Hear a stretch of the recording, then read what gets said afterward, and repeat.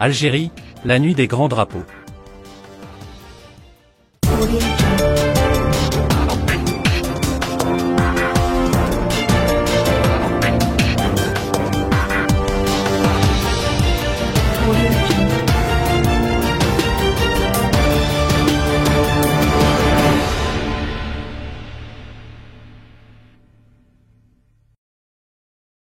La semaine dernière, l'Algérie a vécu deux événements importants.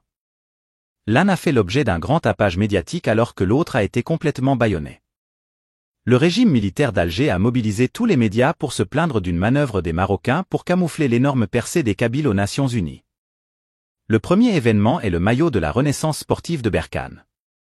Tout le monde a suivi cette affaire rocambolesque où le régime algérien est intervenu dans une compétition sportive pour interdire le maillot de l'équipe marocaine qui arbore la carte du Maroc. Le choix de la RSB, qui était parfaitement dans son droit, a été conforté par la Confédération africaine de football qui avait validé le maillot avec tous ses ornements. Chez les Algériens, c'est le branle-bas de combat, la Troisième Guerre mondiale. Le maillot est une atteinte à la souveraineté nationale algérienne, gagnée à force de grands sacrifices. Et bien sûr sur tous les plateaux, on rappelle que l'Algérie est le pays des 5 630 000 martyrs, chiffre inventé par le président Tebboune qui efface celui inventé par l'ancien président égyptien Nasser. On n'en est plus à 1,5 million. La bourse des martyrs est toujours au vert. On a compris, l'Algérie ne reconnaît pas la marocanité des provinces du Sud. C'est sa position, mais est-elle vraiment souveraine? On peut voir que non. C'est le Polisario qui porte la culotte et le régime algérien est à chaque fois obligé de prendre des décisions économiquement catastrophiques pour les Algériens, mais dans le C des intérêts du Polisario.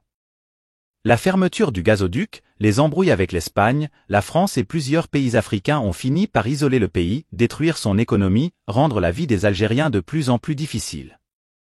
Ils doivent souffrir or acheter du lait, de la farine, de l'huile, des lentilles. Le patron du Polisario, lui, vit dans un nuage. Il voyage à bord de l'avion présidentiel algérien, dicte sa loi aussi bien aux civils qu'aux militaires. Aucun responsable ne peut être nommé à un poste important s'il n'a pas l'agrément du Polisario. La souveraineté, personne n'en meurt. Par contre, l'autre événement qui s'est passé à l'ONU a vraiment un impact direct sur la souveraineté algérienne. Ferhat Meheni, le président du gouvernement kabyle provisoire, Anavad, et du mouvement pour l'autodétermination de la Kabylie, MAK, a annoncé la renaissance de l'État kabyle.